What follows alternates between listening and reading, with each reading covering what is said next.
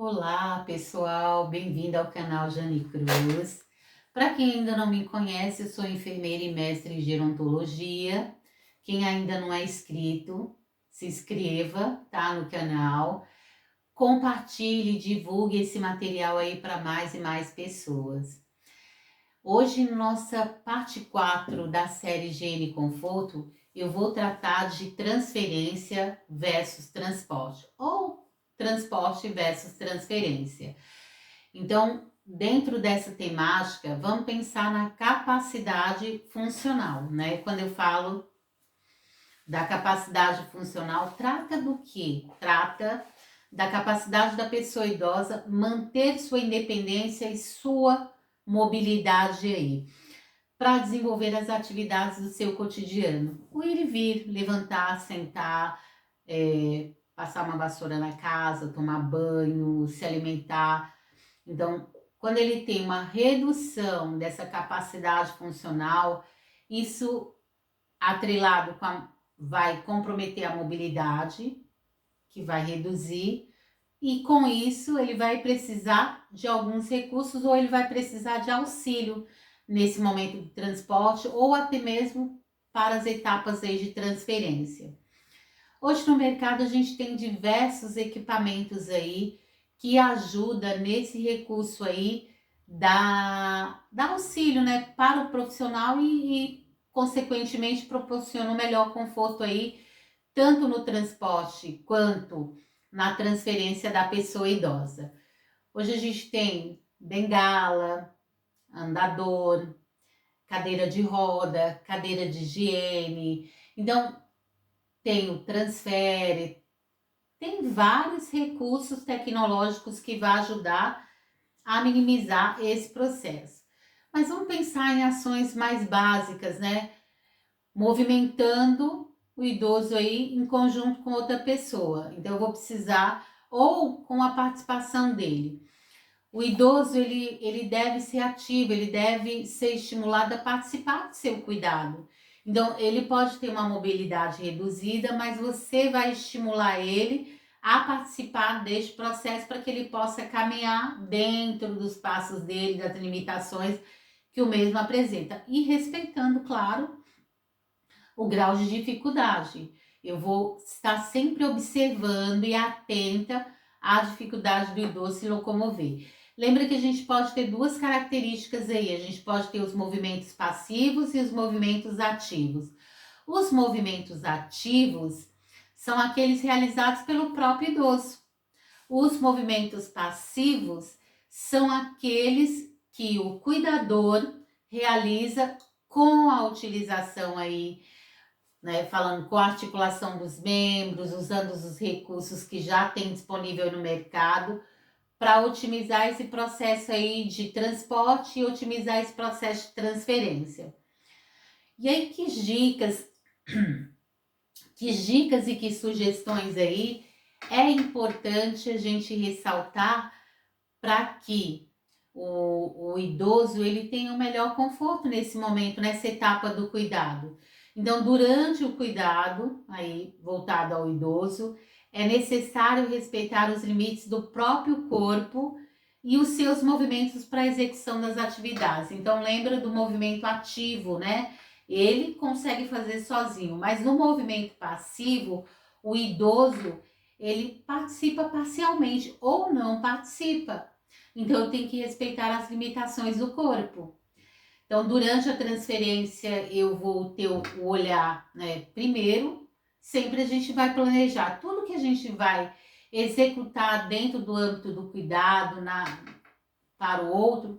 Tem que haver um planejamento. Eu vou fazer uma transferência, eu vou dar um banho, eu vou alimentar, eu vou medicar. Tem que haver um planejamento. Pode ser uma transferência da cama hospitalar para uma poltrona, da cama hospitalar para uma cadeira de higiene, da cama hospitalar para uma cadeira de roda. Depende do cenário, né? Ou do que vai expressar de cuidado naquele momento para o idoso. Porque ele não vai ficar 100% numa cama, a não ser que realmente ele tenha uma condição clínica que o possibilite de sair do leito. Mas de regra aí, a gente vai sempre estar estimulando, sentando ou caminhando dentro das limitações com o idoso. Quando ele não pode auxiliar, andar com o recurso da bengala, com o recurso do andador, a gente começa a fazer uso da cadeira de roda ou levar para o banheiro usando o recurso da cadeira de higiene. E aí isso facilita ali essa mobilização.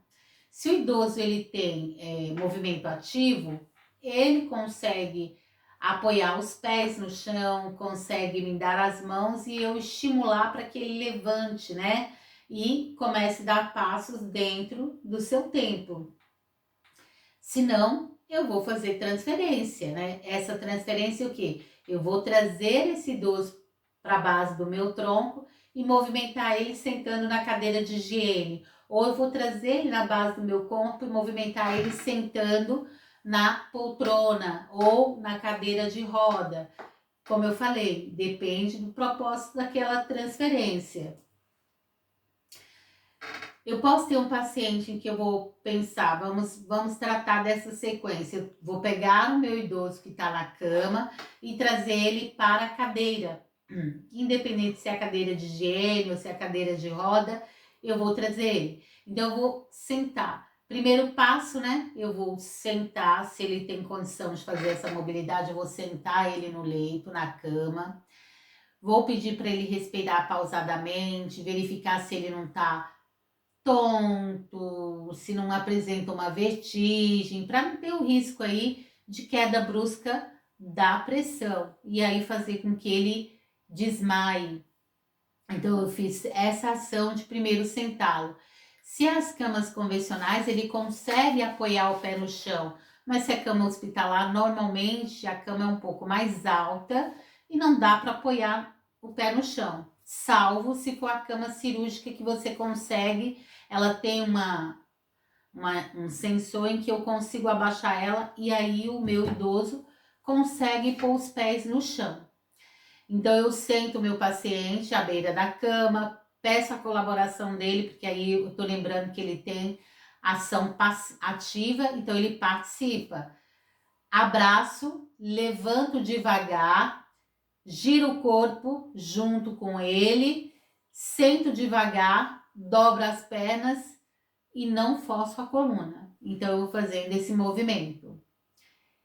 Segurá-lo perto do corpo, então trazer ele sempre para a base do tronco, né? Porque a gente tem a maior base de sustentação, gancho, né? Eu falo, usa esse recurso como gancho. Levanto devagar junto com ele, fazendo o movimento aí junto com ele, dobra as pernas para não forçar a coluna. Então, isso é uma característica aí que a gente observa dentro desse recurso aí de transferência.